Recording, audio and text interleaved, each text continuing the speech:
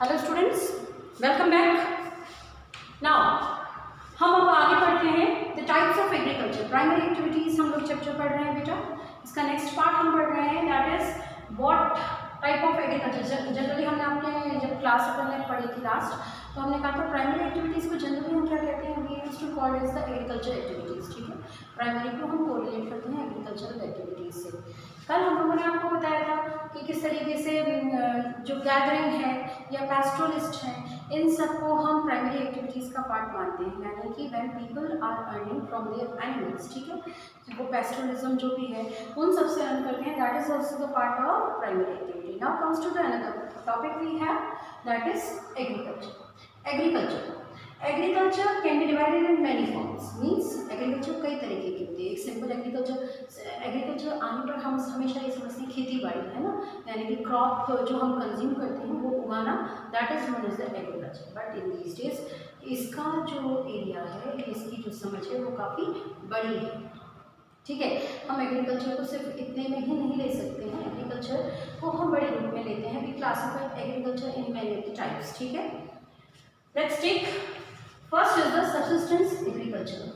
Subsistence agriculture, subsistence का मतलब होता है मीन्स अपने काम लायक, ठीक है, अपने गुजारे लायक, अपने कंजम्पशन लायक जो उगाना होता है। Means we are talking about अगर इंडिया पर्सपेक्ट में बात करें तो when small fields are there, तो वो किसान क्या करता है, स्मॉल फील्ड से वो कमर्शियल क्रॉपिंग तो नहीं कर सकता, तो वो क्या करते हैं, वो इतना उसको उगाने की कोशिश करते हैं ताकि उनकी फैमिली का काम चल सके। ठीक है, and that is the true meaning of subsistence agriculture. Subsistence agriculture को हम दो पार्ट्स में बांटते हैं, primitive and intensive. Primitive representing the older one. Primitive agriculture जो होती है वो ओल्डन मैथड में, यानी कि जब लोगों के पास में ज़्यादा नॉलेज नहीं थी एग्रीकल्चर से रिलेटेड, तब वो प्रिमिटिव एग्रीकल्चर में इंगेज्ड थे।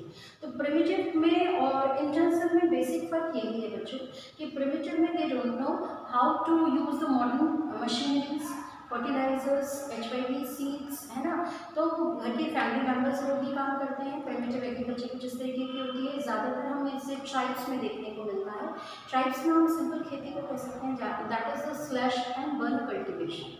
स्लैश एंड बर्न कल्टिवेशन, जिसे आप झूमिंग कल्टिवेशन भी कहते हैं, मिल्पा कल्टिवेशन भी कहते हैं। ठीक है, और न जाने दुनिया भर में इसको कई नामों से जाना जाता है। तो this type of cultivation comes under the primitive type of subsistence agriculture, जहाँ पे वो लोग पैच ऑफ लैंड को जला देते हैं, 4-5 साल खेती करते हैं, फिर उसके बाद दे शिफ्टेड। क्यों? क्योंकि उन्हें मॉडर्न तरीके से खेती नहीं आती, उन्हें नहीं मालूम how to increase the fertility of that land. ठीक है, next is intensive agriculture. Intensive agriculture ये उन जगहों पर की जाती है जहाँ पॉपुलेशन प्रेशर बहुत ज़्यादा है, यानी कि लैंड के ऊपर अगर पॉपुलेशन बहुत ज़्यादा सर्वाइव कर रही है, उस लैंड को उतने लोगों का पेट भरना ही भरना है, तो व्हाट इट मीन्स कि यहाँ पर उन लोगों के ऊपर प्रेशर है।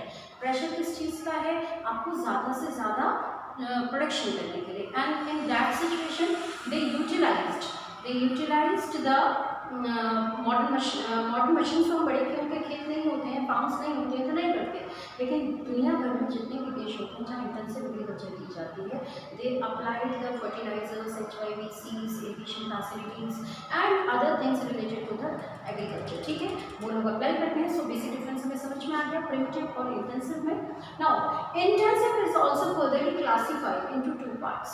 हम इसे 2 पार्ट्स में फर्दर डिवाइड करते हैं, पैडी कल्टिवेशन और नॉन पैडी कल्टिवेशन। ठीक है, पैडी कल्टिवेशन कौन सा होता है? जहाँ पर चावल पर ज़्यादा फोकस किया जाता है, चावल ज़्यादा उगाया जाता है।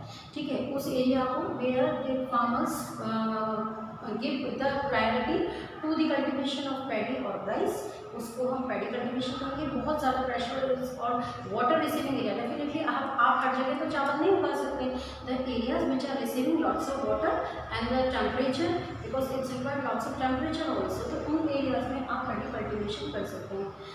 Next is non paddy cultivation. हमें समझ में आ गया कि जहाँ पर अदर देन दी पैडी, यानी कि सिर्फ राइस के अलावा हम दूसरी चीज़ों पर फोकस करते हैं, लाइक वीट है, बैम्बी है, ठीक है, कॉर्न है, या मिलेट्स आपके जितने भी आते हैं, पल्सेस आते हैं, उन सब पर फोकस किया जाता है। That is known as the paddy intensive cultivation. ये दोनों ही इंटेंसिव कल्टिवेशन के पार्ट हैं। कहीं पर चावल ज़्यादा उगाया जाता है, कहीं पर गेहूँ और इन सारी चीज़ों पर फोकस किया जाता है। Now plantation agriculture, grows single crop. Plantation agriculture, plantation शब्द हम सब समझते हैं बच्चों। प्लांटेशन का मतलब होता है बड़े स्केल पर सिंगल क्रॉप को उगाना, that is known as a plantation agriculture. ये प्लांटेशन एग्रीकल्चर, ये नेक्स्ट जो टाइप है ऑफ प्लांटेशन एग्रीकल्चर, ये कहाँ की जाती है, ये वहाँ की जाती है when farmers are growing for the demand of market. Market की डिमांड के अकॉर्डिंग वो लोग प्रोड्यूस करते हैं। प्रोडक्ट कोई भी हो सकता है, सिंगल क्रॉप उसमें प्रोड्यूस किया जाएगा, ठीक है। प्रोडक्ट किस तरीके से, जैसे आप ले लीजिए कि आप कोकोनट का कर रहे हैं, या बनानास का कर रहे हैं, टी का कर रहे हैं, कॉफी का कर रहे हैं, शुगर केन का कर रहे हैं, ठीक है। Any the community can be there which are grown generally for the demanding according to the market, ठीक है। Next, extensive commercial green cultivation. अब ये क्या है, आपके प्लांटेशन एग्रीकल्चर से मिलता जुलता है, यानी कि बिल्कुल वैसे के वैसे ही है। एक्सटेंसिव कमर्शियल कल्टीवेशन हम इसे कहेंगे। Extensive means on the large scale, ठीक है। Commercial that is related to the market and that type of grain cultivation, यानी कि जो आप फूड ग्रेन्स उगा रहे हैं। अब हम यहाँ पर प्लांटेशन में तो हमने none other than the food crops, जो आप लोगों के फूड क्रॉप्स हैं उनके के अलावा जो चीज़ें हम उगा रहे हैं उनको हमने प्लांटेशन में डाला। Here we can take any of the crops, ठीक है। चाहे आप चावल उगा सकते हैं फॉर द मार्केट पर्पज, लेकिन बड़े लैंड पर, बहुत बड़े एरिया में इसको एक साथ उगाया जाएगा। चावल उगा सकते हैं, गेहूँ उगा सकते हैं, ज्वार उगा सकते हैं, ठीक है, कोन उगा सकते हैं, आप जो खाना चाहते हैं, ठीक है। सेकेंडली, इसमें सिंगल क्रॉप कंडीशन ज़रूरी नहीं है, आप एक से ज़्यादा क्रॉप्स को साथ में उगा सकते हैं। लो, इसकी बेटा ये दो फीचर्स हैं। फर्स्ट फीचर लो ईल्ड, क्योंकि बहुत बड़ा एरिया है, बहुत बड़े एरिया के अकॉर्डिंग प्रोडक्शन टोटल नहीं मिलता, that is the low yield. But we can say that low yield पर हेक्टेयर इसका प्रोडक्शन जो है पर ईयर तो लो है, लेकिन यहाँ पे पर पर्सन जो अर्निंग है इसकी वो ईल्ड है वो हाई है, हाई पर पर्सन, ठीक है।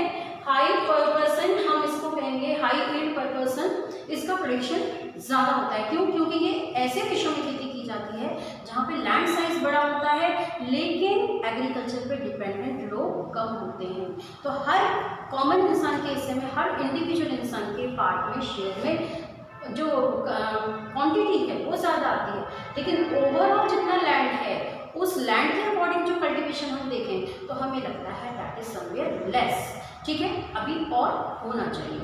Next come that is examples grown by the extensive type of agriculture जहाँ पर होती है, that is steppes areas, prairies, pampas, down yield. ये वो एरियाज कहलाते हैं जिन्हें हम कहते हैं टेम्परेट ग्रासलैंड्स, ठीक है। दुनिया में टेम्परेट ग्रासलैंड्स जो होंगे वहाँ पर इस तरीके की एग्रीकल्चर की जाती है, इनको हम अलग अलग नाम से जानते हैं, ठीक है। स्टेपीज हम यूरेशिया और एशिया में कहते हैं, प्रेरीज हम नॉर्थ अमेरिका, साउथ अमेरिका में कहते हैं, पम्पास आप लोगों के सदर अमेरिका में कहा जाता है, डाउन ऑस्ट्रेलिया में कहा जाता है, और बेल्ट इन साउथ अफ्रीका, ठीक है। इनको इस नाम से जाना जाता है, लेकिन एरियाज आर सेम, मीन्स ये सेम चीज़ें हैं, हम सेम चीज़ों को डिफाइन कर रहे हैं। That is the temperate grasslands which are providing better facilities to the cultivation of crops. Is it clear? Now mixed farming समझ में आता है। मिक्स्ड फार्मिंग यानी कि आप एक तो अपने सेल्फ जो अभी हमने कहा एक्सटेंसिव टाइप ऑफ एग्रीकल्चर, इसमें हम क्रॉप उगा रहे हैं, तो क्रॉप फॉर द ह्यूमन हम उगा रहे हैं ना, ह्यूमन मार्केट पर्पज से भी उगा रहे हैं, तो हम ह्यूमन प्रोडक्शन के अकॉर्डिंग कर रहे हैं, ठीक है। लेकिन यहाँ पर आप ह्यूमन्स के साथ साथ लाइफ स्टॉक्स के लिए भी जो कल्टिवेशन है वो कर रहे हैं, यानी कि crops and fodder togetherly are grown in that area, that is known as the mixed farming, ठीक है। और ये लार्ज स्केल पर की जाती है। The areas are north and southern America, wheat, barley, corn, fodder root crops are grown generally in this mixed cultivation, ठीक है। नेक्स्ट आते हैं, it require high capital, definitely आपको पैसे की ज़्यादा ज़रूरत होगी, वन टाइम इन्वेस्टमेंट पहले चाहिए, आपको बड़े स्केल पर कर रहे हैं इसलिए, ठीक है। मॉडर्न मशीन्स चाहिए, डेफिनेटली इतने बड़े एरिया में हम ह्यूमन्स पर डिपेंड नहीं रह सकते, ठीक है। फर्टिलाइजर्स चाहिए and the other equipments related to the agriculture of this type. Next we are having the other type of agriculture, that is dairy farming. Dairy farming generally हम जहाँ पर मिक्स्ड फार्मिंग होगी, है ना, जहाँ पर मिक्स्ड फार्मिंग होगी ultimately we are connecting with the dairy farm. आ रही बात समझ में? क्यों? क्योंकि जहाँ पर आप फॉडर ग्रो कर रहे हो definitely you are growing for the life stock, cow है, बुफेलो है and the other life stocks, goat, sheep, whatever you have, आप उसके लिए उगा रहे हो। तो वॉट इट मीन्स कि you are doing the agricultural activities and you are also rearing animals. If you are rearing on the big scale, large scale पर आप करते हैं, that comes under the dairy farming. ठीक है। Milch, milch generally हम ये जो शब्द इस्तेमाल किया गया है milch, that is representing the milk giver animals, जो दूध देने वाले होते हैं। ठीक है।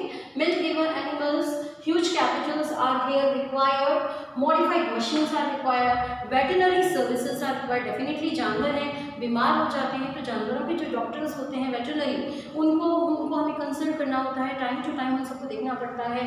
ठीक है। हाई ब्रीड्स ऑफ एनिमल्स यहाँ पे बनाने की कोशिश की जाती है, तो इन सब के लिए you require the scientific methods. Is it clear?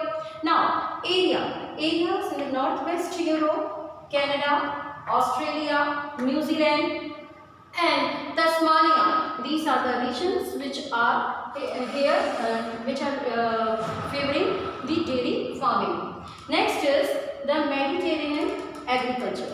Mediterranean agriculture बच्चों, Mediterranean Sea है ना, Mediterranean Sea है, यूरोप, ऑस्ट्रेलिया, ये अफ्रीका और एशिया को घेरते हुए, और इस साइड में आपका नॉर्थ अमेरिका, अटलांटिक ओशन आ जाता है। ये सिर्फ एक ऐसा जो इनकी लोकेशन पर एग्जिस्ट करता है, और इस तरीके से इस रीजन में उगने वाले crops generally they are rich as citrus fruits. ये साइट्रस फ्रूट्स, हम कहते हैं खट्टे फल, उन फलों के लिए जाना जाता है। यहाँ पर जो बारिश होती है गर्मियों के पीरियड में, जब बारिश होती है सभी देशों में, मानसून जो आएगा वो उनका समर पीरियड जब होगा तब आएगा, but this regions receives rainfall during winter. ठीक है।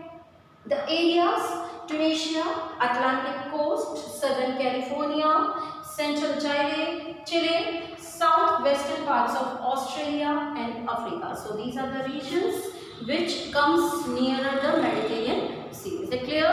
So यहाँ तक का हमारा एग्रीकल्चर पार्ट हो गया। नेक्स्ट में हम इस चैप्टर के बाकी एग्रीकल्चरल जो टाइप्स हैं उनको पढ़कर हमारा चैप्टर खत्म हो जाएगा। ओके बच्चे, थैंक यू।